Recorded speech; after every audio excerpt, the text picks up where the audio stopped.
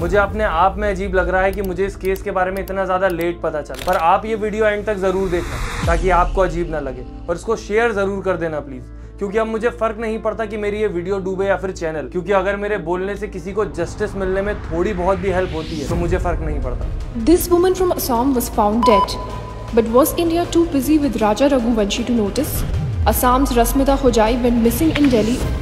Gender equality, caste discrimination, justice, ऐसे शब्दों का इस्तेमाल सोशल मीडिया और न्यूज चैनल्स पर तब तक ही होता है जब तक इसमें किसी का पर्सनल बेनिफिट जुड़ा हो। अब मेरी ये वीडियो चले या ना चले, इसमें किसी का इंटरेस्ट हो या ना हो, पर अगर मेरे लिए राजा रघुवंशी और सोनम वाला केस वैल्यू रखता है तो ये केस भी रखता है, और इसके बारे में आपका जानना बहुत जरूरी है, क्योंकि किसी भी केस के बारे में जितने ज्यादा लोग बात करते हैं उसे उतना ही सीरियसली लिया जाता है। अब अगर राजा रघुवंशी वाली केस में आपके लिए एक लड़के की जान की कीमत थी, तो आपके लिए यहाँ पर एक लड़की की जान की भी उतनी ही कीमत होनी चाहिए। तो वीडियो को एंड तक जरूर देखना ताकि मुझे भी पता चले कि आपके लिए जस्टिस जरूरी है, ना कि ये मिर्च मसाला की एक बीवी ने अपने पति को मरवा दिया अपने लवर के चक्कर में, उसके साथ मिलकर कुछ षड्यंत्र रच दिया, क्योंकि जस्टिस का हकदार सिर्फ मिर्च मसाला वाली स्टोरी नहीं बल्कि विक्टिम होते हैं। और सोनम की बात करें तो उस केस में ऑलरेडी पुलिस जोरों शोरों से लगी हुई है काम में, अभी तो पुलिस ने अंडर कस्टडी भी ले लिया है सोनम को, तो वहां पर जस्टिस की कमी नहीं है, ना ऐसे अजीब थंबनेल्स की। हाँ, तंत्र विद्या और ना जाने क्या क्या जोड़ दो, क्योंकि वहां पर व्यूज की भी कमी नहीं है।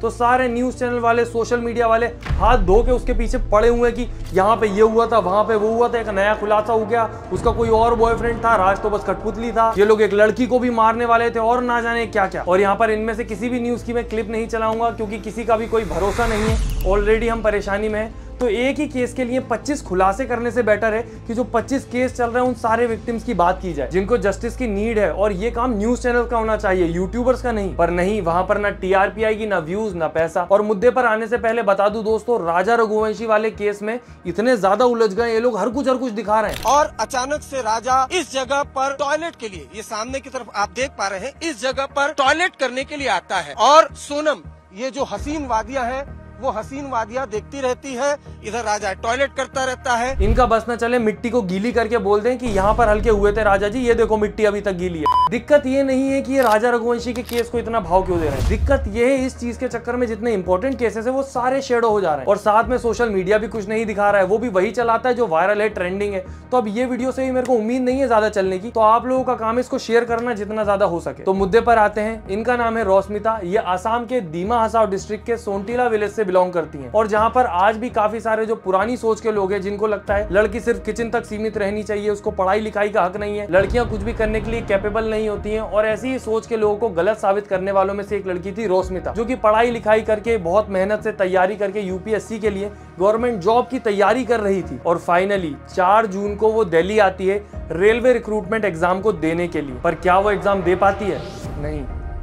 और सिर्फ बाहर आती है एक खबर एक लड़की के लापता हो जाने की, और फिर उसको ढूंढा जाता है, या शायद उस केस को हल्के में लिया जाता है जैसे मोस्टली लिए जाते हैं हमारे इंडिया में। और फिर उसके बाद 4-5 दिन बाद 10 जून को रश्मिता की बॉडी मिलती है गंगा नदी के किनारे। पर रश्मिता गायब कहां से हुई थी? दिल्ली से। बॉडी कहां मिली? गंगा नदी के किनारे, जो कि उत्तराखंड के पूरी डिस्ट्रिक्ट में है। तो काफी सारे सवाल तो यहीं से पैदा हो जाते हैं। बाकी जिन 2 लोगों के साथ लास्ट टाइम उसे देखा गया था उनका कहना था कि वो पानी में बह गई, और सबसे ज्यादा शॉकिंग बात यह है कि इस पूरी स्टोरी में बस इतनी ही डिटेल है कि एक लड़की गायब हुई, उसकी बॉडी मिली, और जिन 2 लोगों के साथ लास्ट टाइम देखी गई थी उन लोगों ने बोल दिया कि इसकी बॉडी बह गई थी। कोई इसके अलावा सवाल नहीं हो रहा कि वो दिल्ली से उत्तराखंड कैसे पहुंची, वो एग्जाम देने गई थी तो उत्तराखंड से उसका क्या लेना देना है, और 4-5 दिन से लापता थी, तो अगर ये दिल्ली से उत्तराखंड खुद भी गई थी तो बीच में क्या किसी ने देखा नहीं, या पुलिस ऐसा कैसा सर्च कर रही थी उसका? और पुलिस का इंटरेस्ट ज्यादा था या नहीं ये तो नहीं पता, पर पत्रकारों का, न्यूज चैनलों का बिल्कुल भी नहीं था। जैसे ज्यादातर मुद्दों पे चिल्ला चिल्ला के आते हैं कि शातिर सोनम ने ये कर दिया, राजा के साथ बुरा हो गया,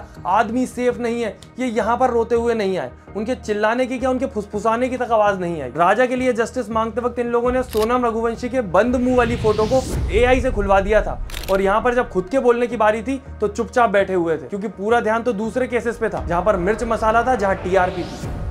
और आपने इस केस के बारे में सोशल मीडिया पर भी बहुत कम लोगों को बात करते सुना होगा, आधे से ज्यादा लोगों को पता ही नहीं है, जो शायद इसके बारे में बात कर सकते थे, बात ज्यादा बड़ी हो सकती थी। पर काफी सारे लोगों का ये भी कहना है कि लड़की नॉर्थ ईस्ट की है, इसीलिए ज्यादा लोग बात नहीं कर रहे। तो मैं तो सही बताऊं, मुझे ऐसा नहीं लगता, क्योंकि नॉर्थ ईस्ट हमारे इंडिया का अभिन्न अंग है, वहां के लोगों को हम पूरी तरीके से अपना मानते हैं। पर बात यह है कि इस केस में न्यूज चैनल इन सबको टीआरपी नहीं मिल रही। अगर इनको टीआरपी मिले, व्यूज मिले, तो ये इंडिया की क्या बात है, ये पाकिस्तान, बांग्लादेश, चाइना तक के लोगों के लिए जस्टिस की डिमांड कर लें। और अगर ये न्यूज चैनल सच में जनता के हित में काम करते, जनता के लिए करते, सिर्फ पॉलिटिशियंस की चाटुकारिता नहीं करते, कि इस प्रकार की लड़कियों की सेफ्टी की बात करते हैं हम हमारे देश में, कि एक लड़की गवर्नमेंट जॉब का एग्जाम देने जा रही है, वो वहां भी सेफ नहीं है, और जब उसके गायब होने के बाद उसकी बॉडी मिल रही है तो वो कोई बड़ा मुद्दा भी नहीं बन रहा हमारे लिए। पूरे इंटरनेट पर आज भी हम राजा और सोनम के केस में उलझे हुए हैं, और ऊपर से कुछ ना समझ लोग आ जाते हैं उठ के कि बेटी बहुत बचा लिया, बेटा बचा। क्यों बेटी बहुत बचा ली?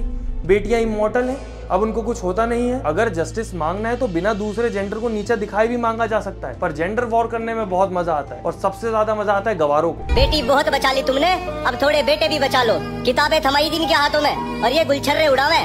पति कहाँ से पसंद आएगा इन्हें जब इनके छोटी उम्र में ही ठोक लग जावे। ठोक लग जावे किससे? आसमान से कबूतर आता है रिलेशनशिप में एक लड़की के साथ आने के लिए, वो भी एक लड़का ही होता है। और ये जो किताब देने की बातें कर रहा है, तो किताब दी थी तो लड़की ने पढ़ाई भी करी थी और एग्जाम देने भी गई थी। फिर क्या हुआ? उसकी जिम्मेदारी कौन लेगा? पर नहीं, पूरी जिम्मेदारी लड़कियों के ही सर पे है। लड़कों से कंट्रोल नहीं हो रहा तो क्या, लड़कियां घर पे बैठे।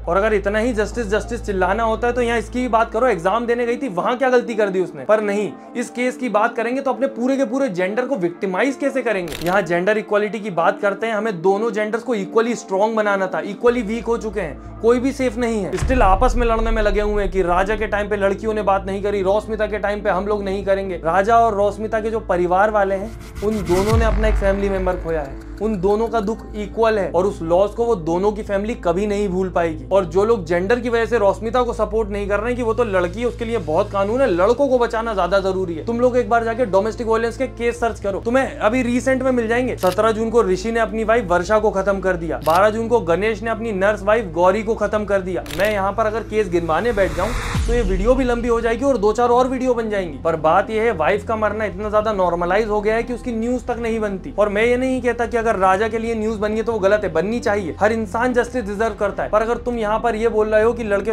कर रहे हैं, एलिमनी की वजह से दे नहीं पा रहे हैं, लड़कियां प्रताड़ित कर रही हैं, तो एक बार जाके पुराने केस निकालो जहां पर डाउरी की वजह से कितनी ज्यादा लड़कियों को घर में ही मार दिया गया, कहीं प्रताड़ना की वजह से खुद को खत्म कर लेती हैं, कहीं ससुराल वाले नहीं जीने देते हैं। पर अपोजिट जेंडर का दुख देखेंगे तो खुद को विक्टिमाइज कैसे करेंगे, और ऐसे गवारों की वीडियो को अप्रिशिएट कैसे करेंगे। बड़ी हो गई इज्जत न गिरा दे, इस वजह से लोग इन्हें कोक में ही दफनाते थे। अब धीरे धीरे मेरी समझ में आ रही है बात, पहले लोग बाल विवाह क्यों करवाते थे। एक 26-28 साल का लड़का खत्म हुआ, वो गलत बात है, उसके साथ बुरा हुआ, उसको जस्टिस मिलना चाहिए। पर तुम सेम वीडियो में जहां बोल रहे हो कि उसके साथ गलत हुआ, तुम एक लड़की को कोक में मारने की बात कैसे कर सकते हो?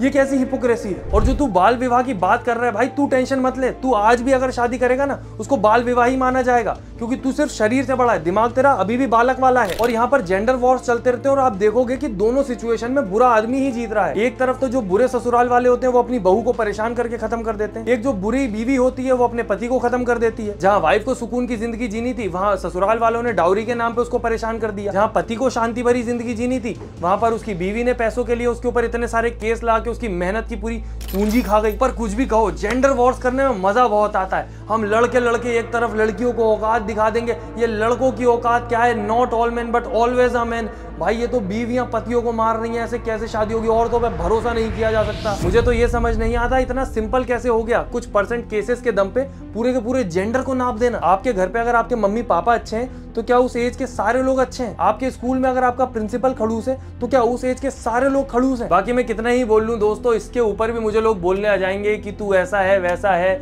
सिंप है, लड़कियों की ऑडियंस मांग रहा है। मुझे फर्क नहीं पड़ता, मेरा जो ओपिनियन है मैं वो देता हूं। बाकी इंटरनेट इतना ज्यादा टॉक्सिक हो गया है कि अगर आप वो हैं जो जेंडर वॉर्स में बिल्कुल भी पार्टिसिपेट नहीं कर रहे हैं तो आपकी गिनती एकदम समझदारों में आती है। और समझदारी का सबसे बड़ा सबूत यही है कि आप एक इंसान को इंसान की तरह देखते हो, उसके जेंडर के बेसिस पे उसको जज नहीं करते। और अगर हाथ में मोबाइल है और कोई वीडियो शेयर करने से किसी को जस्टिस मिलने में थोड़ी बहुत भी हेल्प मिल सकती है तो बिल्कुल भी सोचना मत दोस्तों एक बार भी, और अपना काम जरूर करना, क्योंकि आज कोई और है, कल आप या मैं भी हो सकते हैं।